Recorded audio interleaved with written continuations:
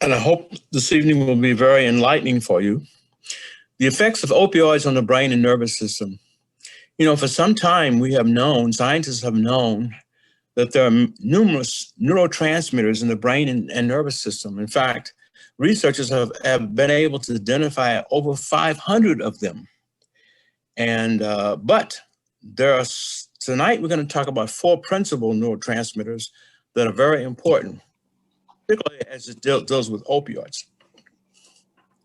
Okay, so by the end of this evening, participants will learn about the chemicals in the brain that feel good, how opioids reduce pain when opioids are misused, and how opioid misuse can cause addiction.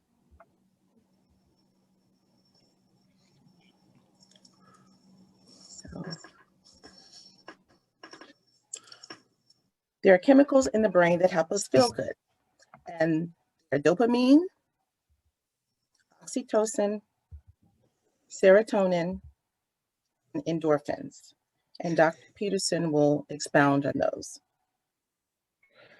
Dopamine is the principal neurotransmitter in what we call the brain pleasure or reward pathway. And it is the major neurotransmitter for our brain that helps us to feel good about ourselves, feel good about things that are being done. It's a reward pathway is what it's called. And of course, the next one of these four neurotransmitters is oxytocin. Oxytocin has been known by some people, or called by some people, the love hormone, because it's the hormones that's released during sexual activity, childbirth, and lactation. As a matter of fact, when a woman goes into delivery, a baby, and she has a few challenges with the labor, if it's progressing slowly, the doctor gives her oxytocin. Effects upon the uterus, causing relaxation, and allows it to open up and for the baby to be produced and come out of the uterus. But it's also in high levels when a person falls in love or is attracted to someone physically or whatever. It's so we call it the love hormone. So if a person is in love, or if they're courting or dating, and they're very attracted to the person they're dating or talking to, oxytocin levels are fairly high. The next one is serotonin. Now, I don't know how much you know about serotonin, but serotonin is what we call a mood stabilizer. It affects the mood. It can determine whether a person's in a good mood or a bad mood, and it's more sensitive to the diet than any other neurotransmitter simply because 70 to 80% of the receptors for serotonin are found in the gastrointestinal tract. As a matter of fact, there's some foods that you can eat that can put you in a very, very bad mood. And then there's some foods that you can eat or some items that you can eat that put you in a good mood. You've heard of comfort foods like chocolate, if you're chocoholic, or if you're a person who likes ice cream or cake or cookies or candies, what some people call rewards or desserts or whatever. Then serotonin is what you probably might think about. But there's another component to serotonin. Serotonin is also what we call the sixth sense. You ever had a gut feeling about something? Something that you felt was not quite right or something was good or positive? It's simply because the serotonin receptors in the gastrointestinal tract are stimulated. And that stimulation goes to the brain. And there's something about this I just don't feel is right, or something is feel good, or I'm excited about something. It's the serotonin receptors in the gastrointestinal tract that causes you to be in that kind of a mood. The next one, of course, is the last one, of course, is endorphins. Endorphins are what we call natural opioids, or we call them endogenous because that means they are produced by the body within the central nervous system. They are natural pain relievers. They are natural stimulants to bring pleasure and excitement to the central nervous system. And you probably heard of people getting a high when they go out and exercise, particularly if it's cardiorespiratory exercise. And it's released after exercise. And the person feel like they can ride in a cloud at that point. Okay, thank you. Mm-hmm. So we're going to focus a little bit more now on dopamine, also known as the super neurotransmitter, because dopamine is the one drug or the one neurotransmitter chemical in the brain that opioid really has an effect on. Dopamine is called it is a key neurotransmitter in the pleasure or the reward system in reward system pathway. You see this lady over to the extreme right? How many of you have ever thought about it? If somebody's combing your hair or massaging, if you've been to the beautician, if you've been to the barber and they kind of rub your hair or whatever, it's a very good feeling there. But that comes from stimulation by dopamine. Then, of course, in the middle picture there, you see a young man, must be his mother, grandmother, someone whose aunt, it could be anybody, who's giving him one of his delightful meals. Then, of course, if you see over to the very extreme left, people are exercising. After you exercise, it is dopamine to release. Feel so good, feel very, very excited about life. Okay. However, when we misuse drugs, including opioids and other substances, we alter the brain's ability to produce feel-good chemicals. That's an interesting factor here, phenomenon, because we can misuse drugs, and particularly opioids.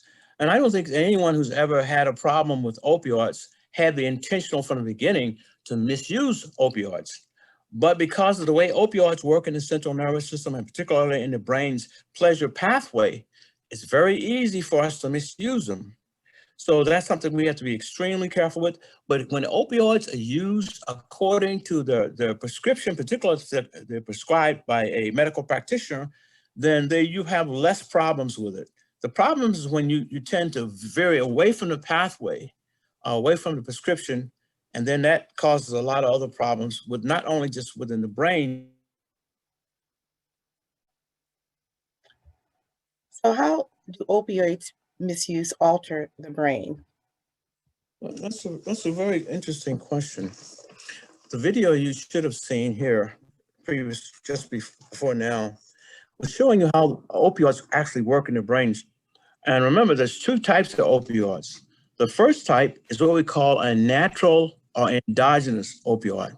That's like the endorphins that are produced in the body after exercise and gives you a high after you exercise, or eating a food that you like, or a comfort food or something like that. Then there are the synthetic opioids that are produced like oxytocin, not oxytocin, but some of the Dilaudid, fentanyl, morphine, cocaine, crack. Those are what we call synthetic opioids. Synthetic opioids work quite different from natural opioids. And the misuse of opioids in the brain can cause some very serious problems. I don't know how many of you like to drive fast. Some people are what they call speed demons. They like to drive fast, no matter where they're going. They're in a hurry. Sometimes you get on the highway and some person you see driving up the road, they're weaving in and out of traffic. That person who's getting an emotional high, but that high comes from the opioids. It actually comes from the opioids. Are inevitable and appropriate. Final purchase.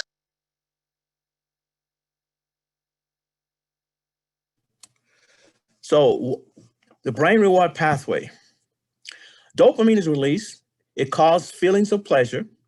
And the pleasure that it gives you is remembered by the brain. There's a part of the brain called the hippocampus. Hippocampus is a part of the brain that deals with learning and also deals with memory, stored memory. For instance, when we sleep at night, we think our brain is resting, but our brain is constantly working 24/7. It gets some rest, but even at nighttime, it's resting. So the hippocampus remembers exactly the pleasure of feeling it got from a dopamine release. And what happens is it remembers it so well that every time it's released, dopamine is released, our brain and our bodies are very happy about seeking pleasure. We are pleasure seekers. Our brain is a pleasure seeker. And we like to feel good. We like to feel pleasure. This pathway is the same for opioids, amphetamines, nicotine, cocaine, you name it. It's the same pathway. And if it's synthetic drugs like amphetamines and opioids like morphine and others, fentanyl, they have a different pathway to pass through than do the natural opioids. Next slide.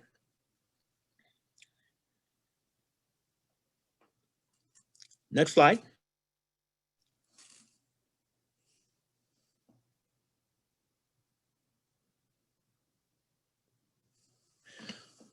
Drugs of abuse. Drugs of abuse. The brain, opioids, when improperly hijack the brain reward pathway. Opioids are a little different. When they hijack the pathway, the natural use of natural opioids like endorphins do not normally hijack the brain, do not hijack the brain reward pathway. But synthetic drugs too, and we'll talk about that a little bit more later. But the brain can actually, when it feels pleasure, it enjoys that pleasure. We're pleasure seekers by nature. We may not think of it that way, but we actually are pleasure seekers. And when the brain, there's a release of the neurotransmitter dopamine, it goes to the we call the nucleus accumbens, and from there it spreads out to the different areas. Goes to the frontal cortex, the area where we think, our emotions, our feeling, our cognition is, and it actually causes a person to it speeds up our brain, our thinking processes, because the brain can no longer control its own thinking. It actually hijacks of the brain to make decisions, because the brain is seeking for pleasure, and whatever it wants, whatever it takes to get that pleasurable feeling, the brain is willing to do.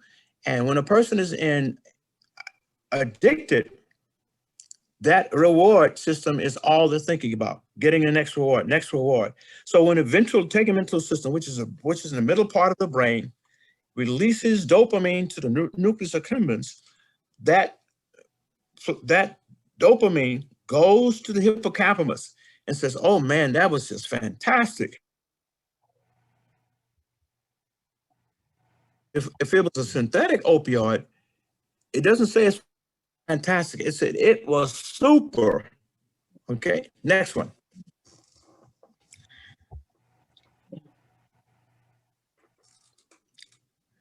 Now, how drugs affect your brain? These are areas of the brain. If you look at the front part of the brain here, impulse control, emotional control, memory, acuity, reward system, flexible thinking, reflex control, mental health. All of these 7 areas are generally scattered through different parts of the brain, and particularly in the frontal cortex. But believe it or not, opioids affect all of these things. Remember we said the emotions, and we said that serotonin, it has to do with emotional stabilization. Well, all of these 4 neurotransmitters we talked about earlier actually interact with one another, okay? And when a person is addicted to drugs, the impulse control, they may feel emotional and a lot of anxiety.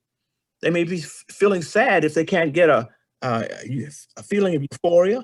The memory is diminished because of the white cortex and the gray cortex is reduced in the brain because of repeated use of opioids. The reward system has to keep constantly being kicked on because the person's addicted. And every time it gets a reward, it might take a higher dose of dopamine to give the same pleasurable feeling they had before. The person thinking becomes inflexible. In fact, they tend to have a one-track mind. A critical component of the brain reward pathway is dopamine. It's a major player. All addictive drugs increase the release of dopamine, okay? But there's something different about the synthetic drugs.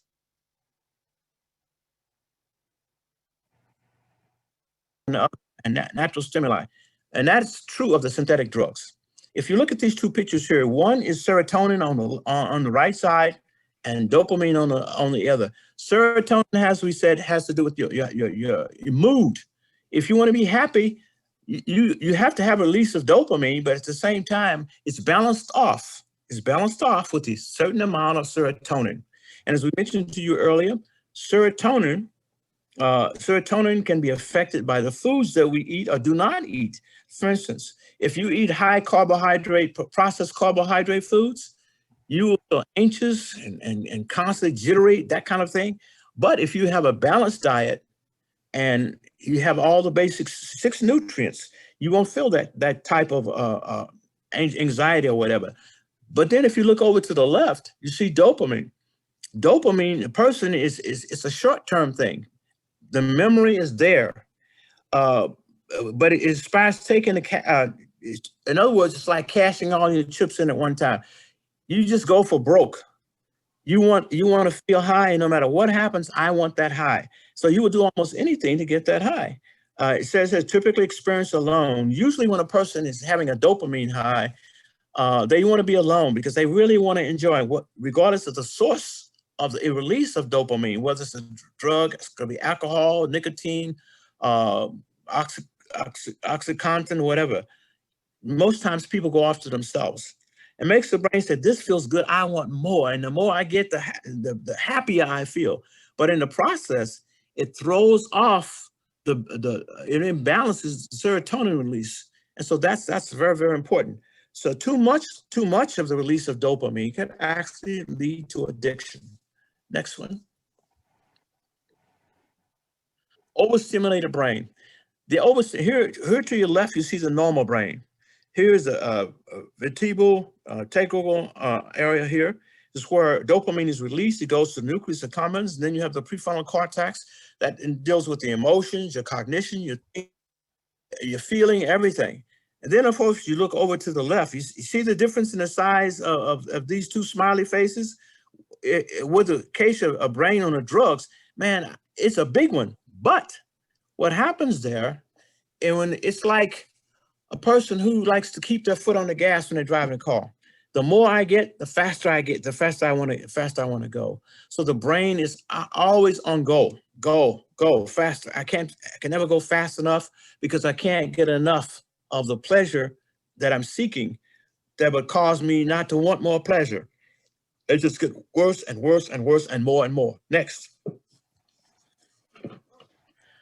So this is a little video on opioid addiction and how it affects the brain, and I'm hoping that everyone can hear.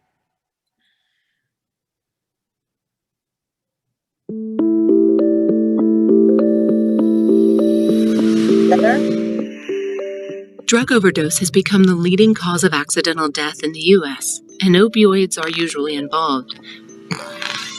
Opioids are a class of drugs that act on the nervous system to relieve pain and can produce feelings of euphoria.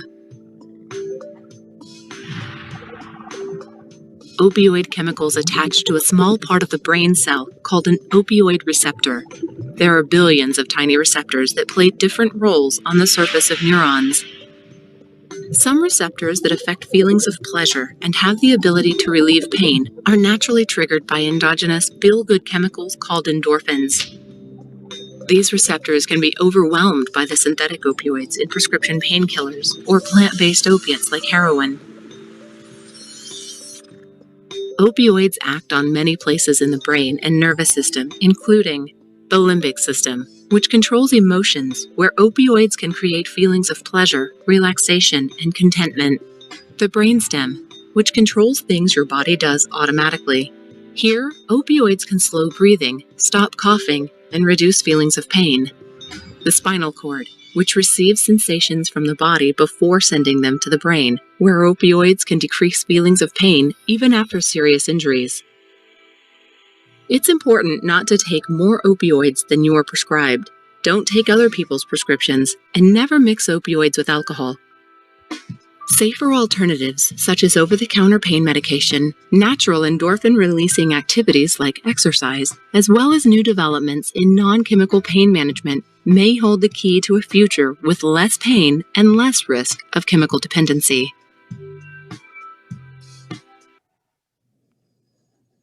Okay. Dr. Peterson? Yes. Nicotine, example of brain reward pathway. Nicotine is perhaps one of the most addictive substances known to man. I'm sure many of you probably remember back into the 1970s, 80s, and even up as late as the 1990s, when several tobacco companies, a number of tobacco companies, had to come before the Congress and give a report. And one of the things they asked them was why tobacco was so addictive. Well, one of the reasons is because tobacco has nicotine in it naturally, but the tobacco companies and cigarette and tobacco companies not only had nicotine in the tobacco, but they added additional nicotine in it to make the persons addicted to cigarette smoking. And what nicotine does is it hijacks the brain. It hijacks the reward pathway system by blocking the enzymes that releases acetylcholine. Acetylcholine is a natural neurotransmitter in the brain. It works in the frontal cortex. It works in motor cortex system for you to be moving around. It works in cognition. It works for the emotions, how you feel. All those things are involved in it. In fact, the list we showed you of those 7 different things, all those things are affected by acetylcholine.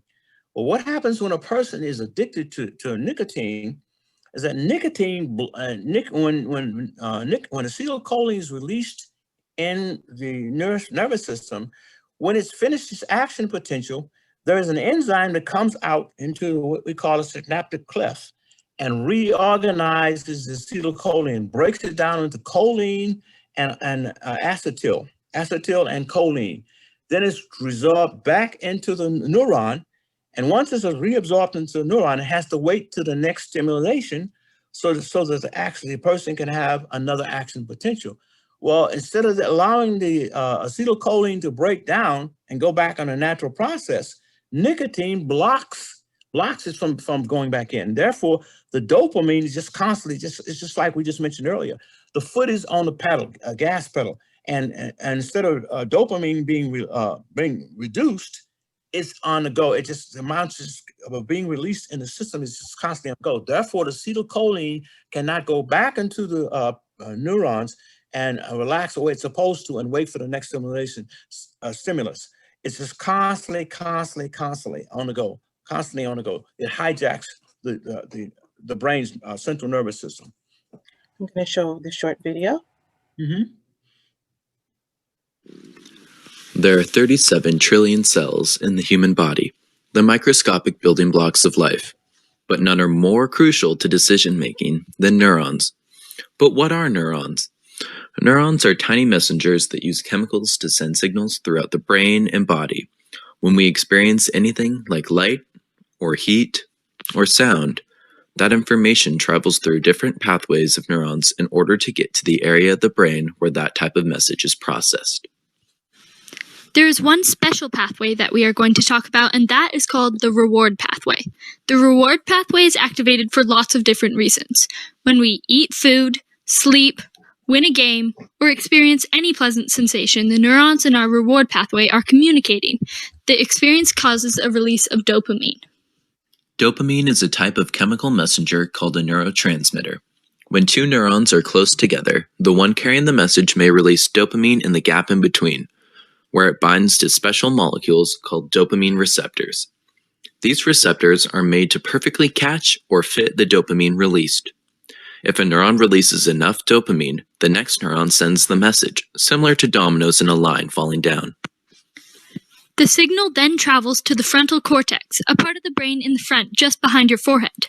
This part of the brain is responsible for a lot of our most complex thinking. It makes long-term plans, forms emotional responses, and thinks things through logically to make decisions. Here, the brain forms a positive association with whatever you just experienced. It basically says, that activity released dopamine. I liked that, and I want to do it again so I can get more dopamine. The neurons then take the signal to its final stop on the reward pathway, called the hippocampus.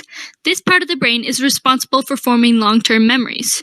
When the signal reaches the hippocampus, it is stored permanently in the brain so that every time you encounter that same stimulus or sensation later, you are reminded of the dopamine rush associated with it. Unfortunately, drugs also trigger the reward pathway. Most addictive drugs activate the reward pathway very intensely, so that a huge rush of dopamine goes throughout the brain. This creates a very positive association with the drug, which is stored in your hippocampus, so that anytime you see the drug, you crave that same rush of dopamine. This is how addictions are formed. When people smoke cigarettes, vape, or juul, a chemical called nicotine makes its way from the lungs to the bloodstream, where it is eventually carried to the brain. The nicotine molecule looks and acts very similar to another neurotransmitter that leads to the release of dopamine. But nicotine sends an even stronger signal for longer. With each inhalation off a cigarette or nicotine delivery device, More and more nicotine is brought to the brain, which in turn increases the amount of dopamine released. This rush of dopamine leads to a faster heart rate and a greater sense of happiness while also lowering anxiety, along with other symptoms that change the way you feel. In an attempt to get back to normal, the body will remove some of its dopamine receptors.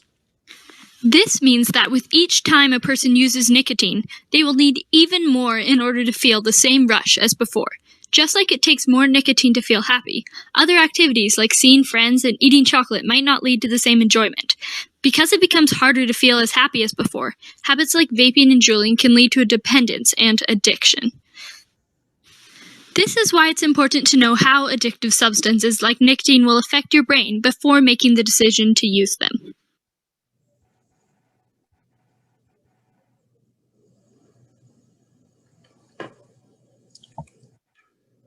Dr. Peterson? Here it says opioid medications are always addictive. Not necessarily true. They always have the potential for addiction. That does not mean that they're always addictive. If they're used properly, according to directions and instructions by the prescription, they do not have to be addictive. And as a matter of fact, they are what we call analgesics. And analgesics are pain relievers to relieve a person from pain or discomfort, from trauma or suffering that they may experience. Many studies show that opioids are rarely addictive when used properly for the management of chronic pain. And the problem comes when they're not used properly.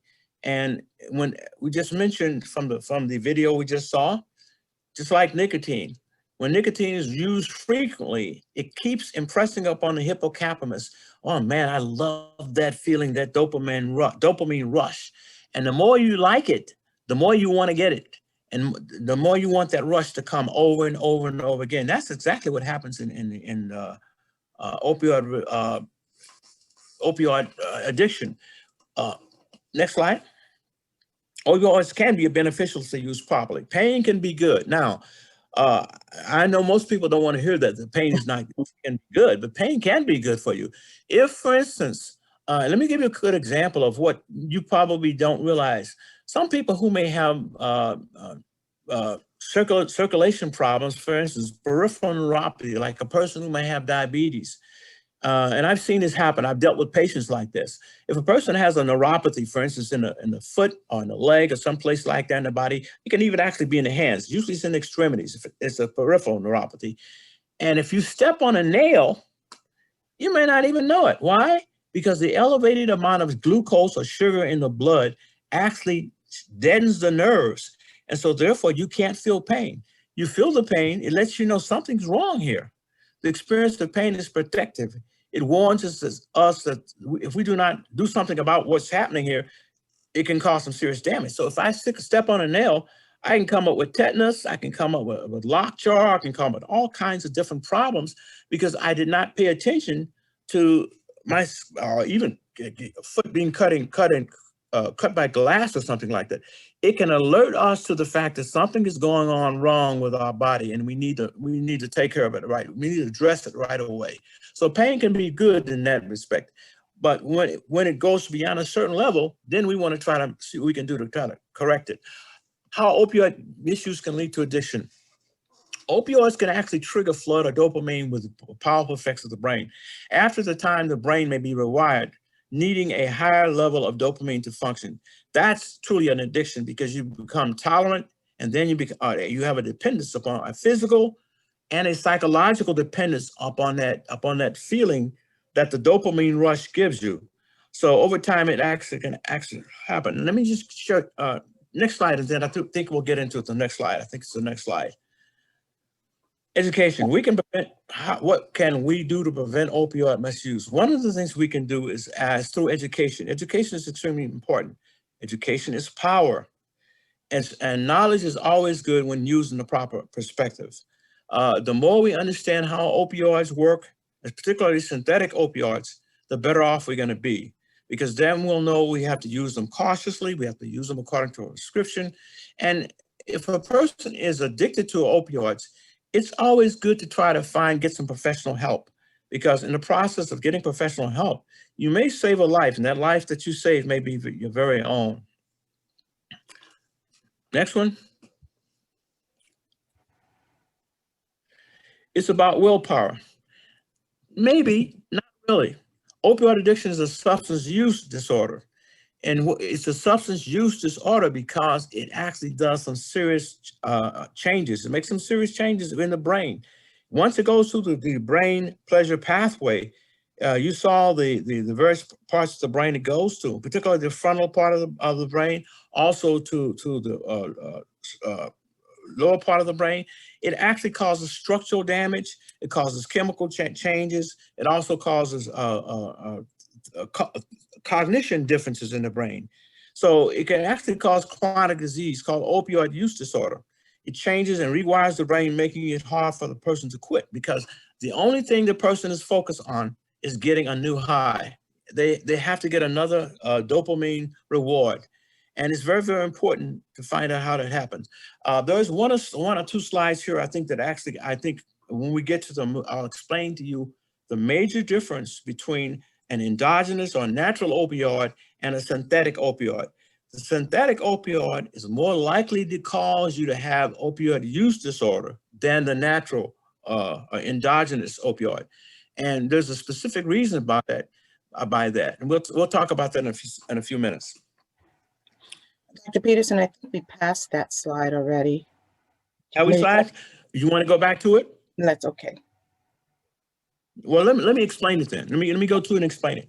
All right. What in a couple of years ago, in May of 2018, in University of California, San Francisco, the medical center, psychiatric medical center, there was doing some research, and they pulled aside one of their assistants, professors, and had their professor create a sensor that allowed them to trace dopamine release from the brain's pleasure pathway system.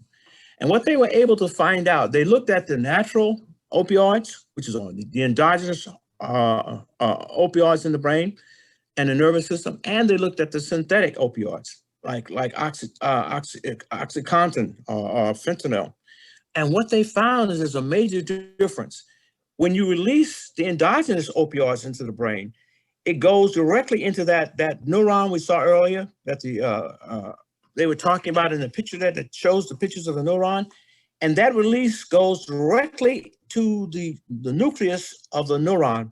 In the nucleus, it goes to those receptors on the membrane of the nucleus. And it goes to those receptors, and that's where it has its action potential takes place. But that's a natural kind of a thing. And that takes about a minute for that to actually occur. But if it's a synthetic opioid like OxyContin or fentanyl, the entire process is entirely different. It's much faster. The synthetic opioid hits two places, not one place, but two places. It can not only hit the receptor, the opioid receptor on the membrane, but it goes inside and goes to what we call the Golgi complex.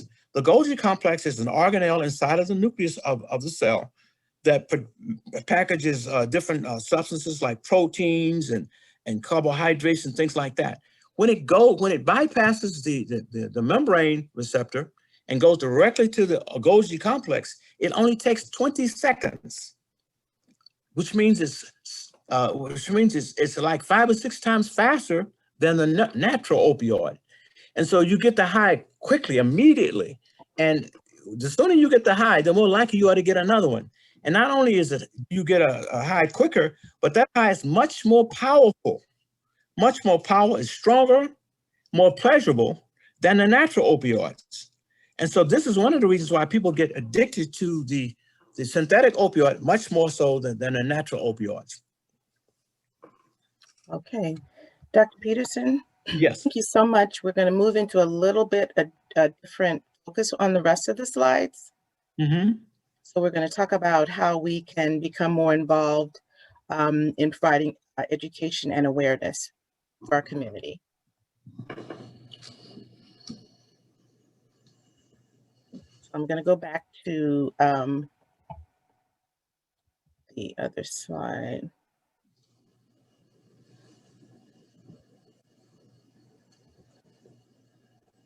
Let's see.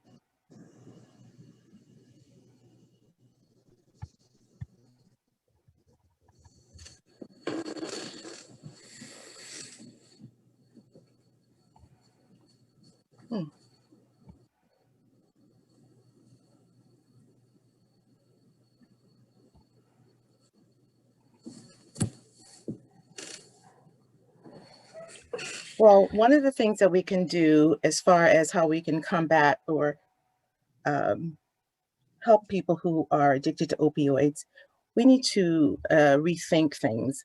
One of the things we need to do is rethink addiction, how we define it, how we feel about it, how we address it. And it really is not about willpower. I know in our last um, session last week, we talked about the different theories of addiction. And one of the theories was a moral theory. And we discussed how some people feel that addiction, people become addicted because they're weak. Well, that is not the case. As Dr. Peterson so eloquently explained to us, what happens is when people become addicted, their brains change, you know? So we really need to rethink addiction. That's one way we can combat the opioid crisis. Another way is to rethink about recovery. Recovery takes a while. A lot of times people, you know, they recover and then they go back into the drug habits and then they come back again. And sometimes it's a long haul. So we need to rethink about how we are going to address people, how we support them. So we need to think about recovery. And then we also need to think about treatment. Treatment, they're finding that treatment is the better treatment is when you combine medication assistance as well as counseling. Counseling, yeah. Right. And so we also need to think about rethink treatment and rethink about how we think about addiction as well as recovery. Let's see if I can get my slides here.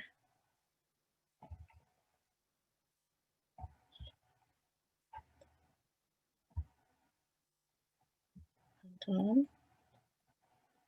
on. Okay. We can also help combat the opioid crisis by reducing the risk by taking medication that's been prescribed. We can stop taking the medication when our pain goes away. We do not have to use all of the medications that the doctor has given us. We can also enlist a loved one or a friend to monitor how much pain medications we are taking. And we can also learn how to safely dispose of the medications when they're no longer needed. Next week, I think we're going to be addressing that in our meeting next week. We never give our medicines to anyone else, or we don't ever take anyone else's medications. We also need to store them safely out of reach of children and other people who might have a problem. Always know more. Be curious about opioids. Be curious about getting the facts and knowing the risks and sharing them with your friends and family. And don't ever forget to get your daily dose. As Dr. Peterson talked about in some of our earlier slides, D stands for dopamine, which helps us receive pleasure. The Oxycontin helps us in our relationships and we need hugs. Serotonin helps with our moods, and endorphins helps with pain. So we can remember how to get our daily dose of well-being.